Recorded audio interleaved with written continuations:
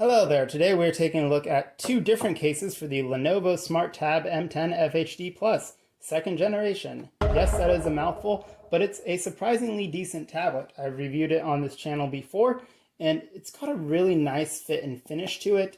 Definitely feels a lot more premium than it is, but if you need a basic Android tablet for web surfing, streaming, YouTube, things like that, this is fantastic. It's also a great bargain. Right now you can still pick this up for less than 150 United States dollars, and as long as you get the 4 GB model with 4 gigs of RAM, but since you kind of need that in this day and age, you'll be doing just fine. I would definitely recommend checking that out if you're looking for an Android tablet.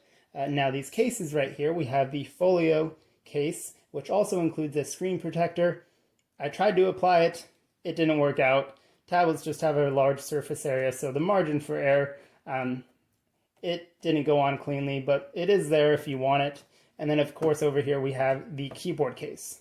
Now, I don't know if either of these were released in the United States. I did have to go to eBay for them, but let's go ahead and crack them out of the box and take a look. All right, so we'll do a quick overview of the case and then I'll show you the tablet inside of it. The Folio case has a nice kind of stitched feeling to it. It feels premium. Doesn't feel like it's going to break. It's got this little designed by Lenovo tag right there, and it does fold like this to create a stand. So there is that. And yeah, it's got your little Lenovo branded tab right there so that everyone knows that you have a Lenovo and not an iPad. And then over here we have the keyboard case. It's again got that Lenovo tag right there, spot for the camera. And on the inside you have a full keyboard, well, almost full. There's no number pad, obviously, no trackpad either, but you do get all your basic keys as well as function keys for Android functions like your home button and so on. It does use USB-C or micro USB, so that's pretty cool that you can use either one. It does not include a cable, which I think is fine because you really don't need another one of these cables. You probably have a lot already if you have multiple devices. There's an on and off right there for the Bluetooth. And then, yeah, that's pretty much it. It does not use the pogo pins, which I think is understandable because then it would have required wiring to go through this. And if that wiring breaks, then your keyboard's useless.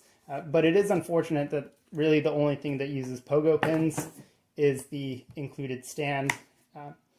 But there is that. So let's go ahead and put the tablet in and see what we get. You do, of course, get a slot for the camera, which is not really one of this tablet's strong suits, as I explained in the review, but it is there. And then, of course, you fold it up like that. This one's nice in that when you close it, the screen does shut off.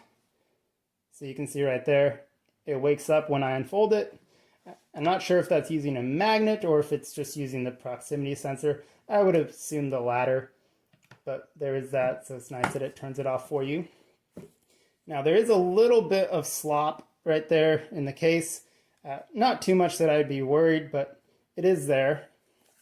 And you can also, of course, open it all the way back and hold it like that to use your tablet. Now, in the stand mode, this works fine.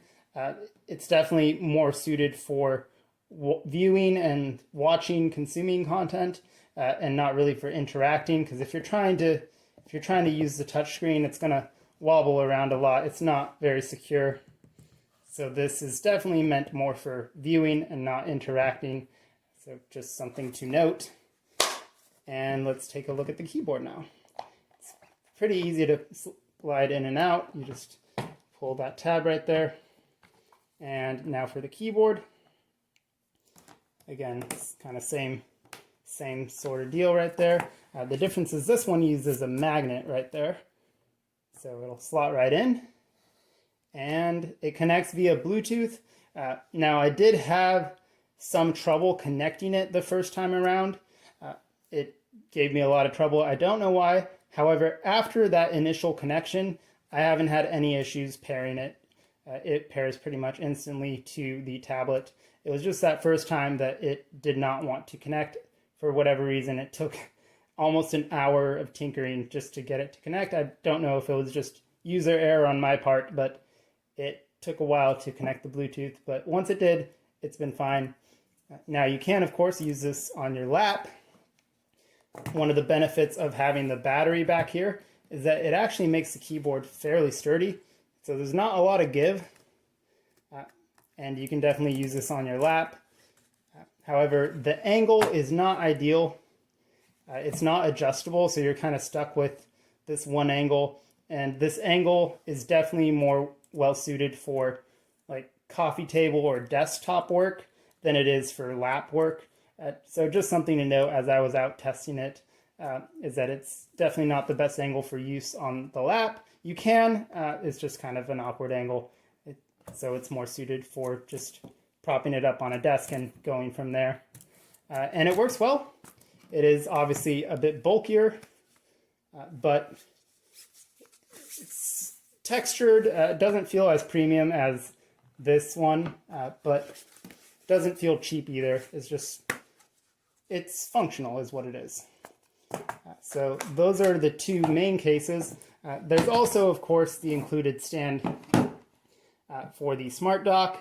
And this one you can also just use, I bought a second one just to have another charger, but you can, of course, just prop it up there and use this as a stand. It's a lot more stable than this one. So if you're going to be interacting with the screen, it works a little bit better.